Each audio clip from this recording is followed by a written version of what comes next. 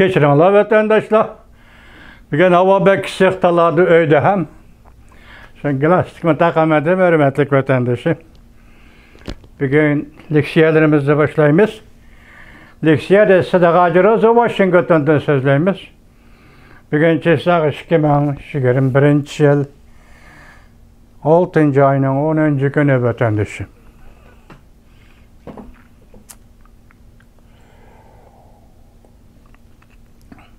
Bugün sizlerge sözleydiğin leksiya ötkende arlıqda bir eğiz gepli tilg'i aldık. Mesela ayni çağdaki bir parça konu maqalını hazır Cungu matbuatlar kayni-kayniden ilan qilib, Cungu cemiyetide nime dolqun götürmekçi. Keçirinler.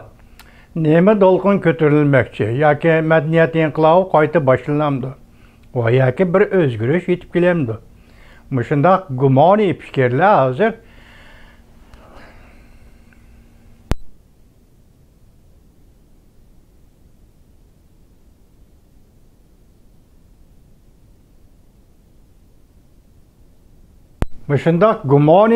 hazır Xitay ziyalilerinden ardısı götürülüşke başladı. Bugün şu doğru sizlerge leksiya sözleyimiz. Bu doğru sizmi bizmi kızıqqıdak bir iş bulup oturup vatandaşım.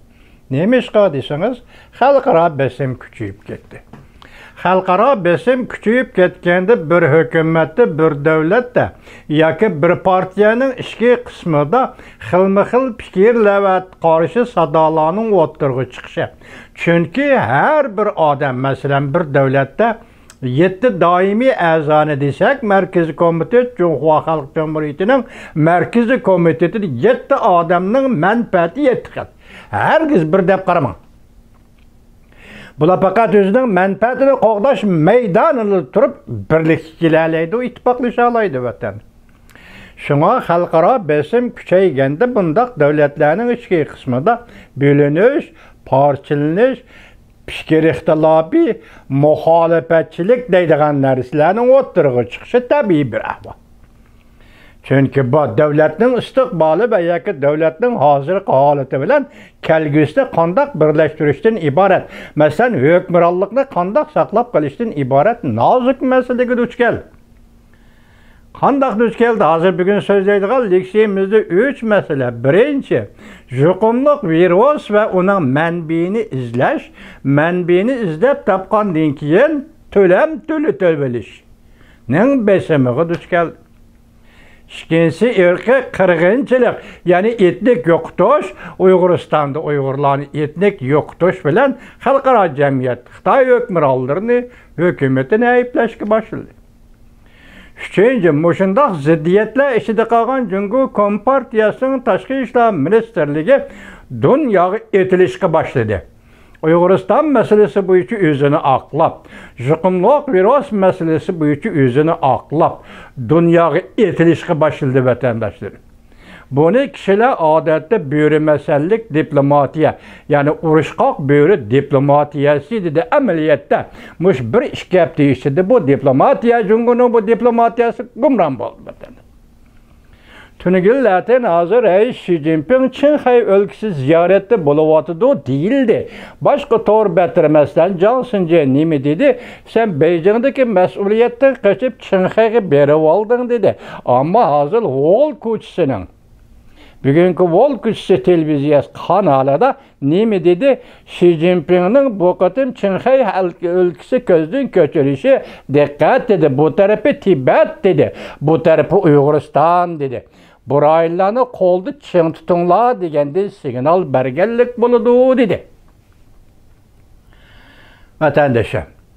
Endi hozir yuqorqi 3 masala ana konkretlashtirsak, Tayvan, Hong Kong, Uyg'uriston. Sizlarga tonish bo'lib ketdi, yod bo'lib ketdi. Mushundaq ziddiyatlar oldida, mushundaq muxolifatchilik paydo bo'ladigan vaziyat oldida Jungo Kompartiyasining ichki qismida nima bo'layotdi? Nima uchun Jungo Kompartiyasi bundan 43 yil burun e'lon qilgan? Masalan, 1977-yili 77-yili 11 ayda 3. umumiy yig'inning Orpsda e'lon qilgan haqiqatni nima amaliyat haqiqatni izlab tepishning birdan bir ölçümü yoki amaliyat haqiqatni sinashning birdan bir ölçümü. Bu şu vaqtki bu maqolaning o'ttirg'i chiqishi tarixiy ariq ko'rinish var. Bugun bu maqolani qayta sharhlaganda Jungo jamiyati yana shu davrdagi vaziyatga duch kelib qoldimi? Masalan, mana bu yerda vatandoshlar. O çağdaki vaziyat qandaq vaziyat edi? 78-yili, o vaqti 77-yili, 80-yillarga yetib kelganda Amerika Qo'shma Shtatlari bilan diplomatik munosabat o'rnatishning g'arbisi edi.